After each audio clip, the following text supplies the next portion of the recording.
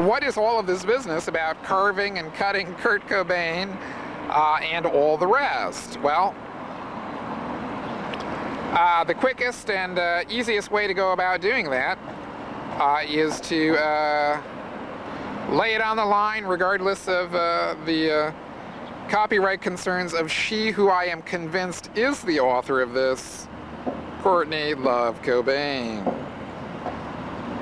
And so here are the approximate 1,221 words that spell a certain amount of doom for those who dared to commit these crimes, or let's just also say she who dared to tolerate the commission of these crimes, since, gee whiz, there's just no evidence whatsoever that this was ever brought to the attention of whom? Of the police, of course. Aren't they supposed to get involved when felonious crimes are committed? Or are you just supposed to negotiate for damages? As evidently Courtney and one Wendy O'Connor did when considering their options on getting even or getting compensated, or in some way getting something for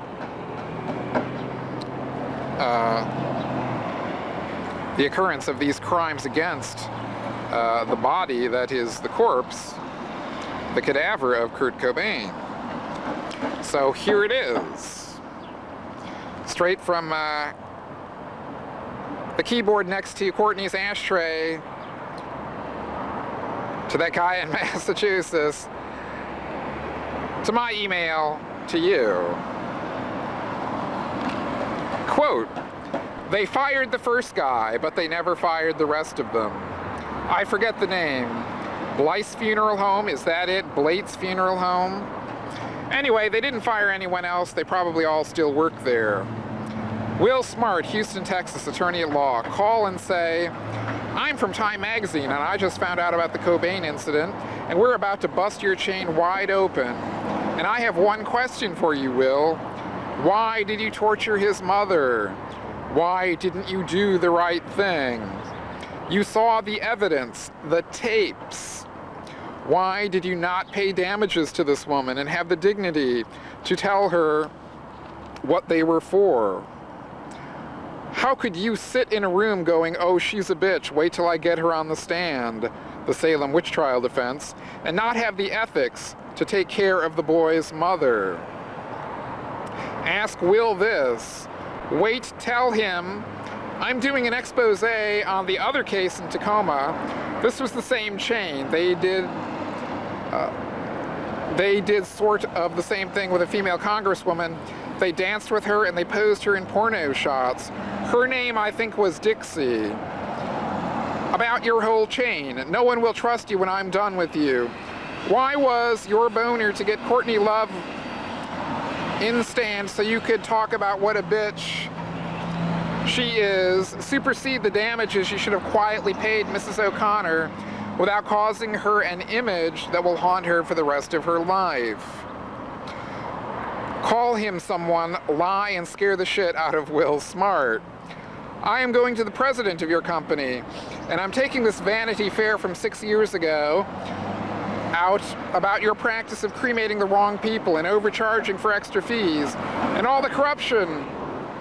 And it's going to make you fired and suck because your witch trial boners superseded any ethics you may have had. You were $1 billion a year company. Will, why didn't you just give his grieving mother a stipend? She didn't need to know why. Maybe Will Smart's boner for this will come back to haunt him. Charge the long distance to me. I can't for the life of me remember the name of the chain, but they are the biggest funeral home chain in the US. Billions a year. They went and bought every mom and pop funeral home and they've been in big trouble before, but the fag, was that necessary? The lawyer in this case was a Seattle lawyer named Brian Coluccio. Call Will Smart, that's what you can do for me, make him scared. He knew it was no sweat to pay damages, but his sexist, evil Courtney bitch boner overrode it, so he is going to hell, I hope. Yeah, and we should delete this tonight. It's not the story I want anyone to hear. I was just sad and sick and sad, and I'm still sad and sick and sad. He was so shy, she said. I wish I had a Xanax.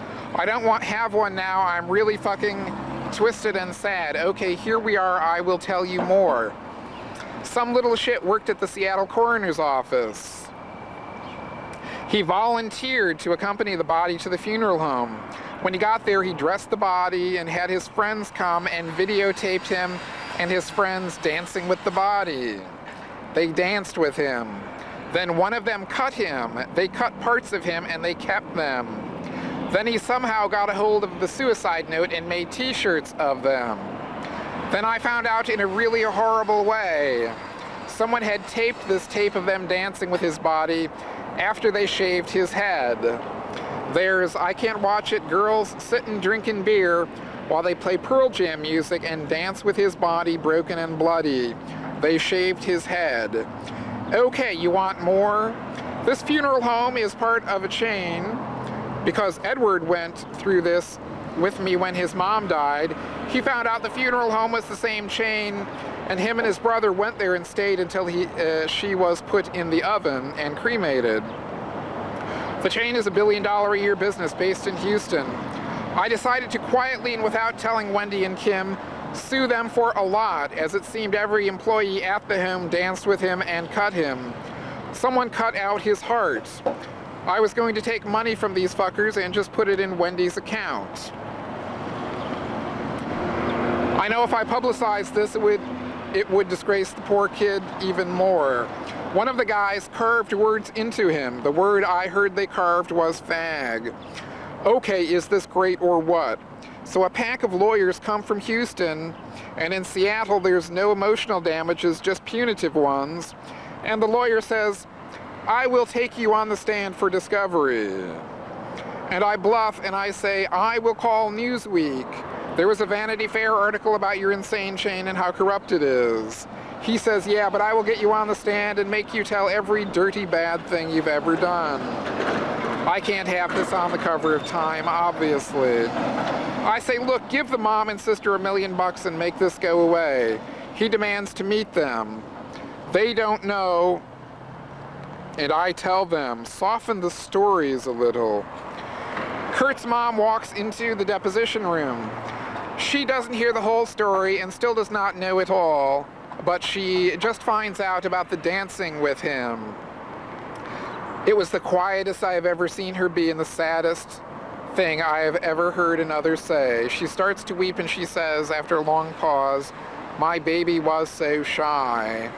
And the whole room starts to cry. And then the Houston lawyer, his name is Will Smart, I'll never forget that name, says, lady, I will give you $250,000 right now.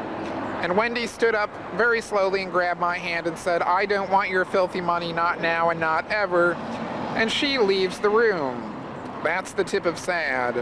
What would you have me do? Oh, babe, there's more that's sad up there, but there's worse stuff too. I will delete this in a bit, and please respect this and don't copy it. I am really emotional right now because no one knows this outside of the family and Charlie. And of course, Chris, who blamed me somehow because, you know, I'm a bitch. Will Smart, Houston, lawyer. Prank his ass, tell him I sent you. Tell him I am a loose fucking cannon and I have gone crazy with repressed misery, whatever. Look him up. William Smart, attorney. They knew I'd never denigrate his memory by taking this to the media. While you're at it, call Dr. Steve Scappa in LA and ask him how he's not suicidal, he just needs to be separated from Courtney and Francis thing works. He is listed too. Go on, you want vengeance for Kurt, get it.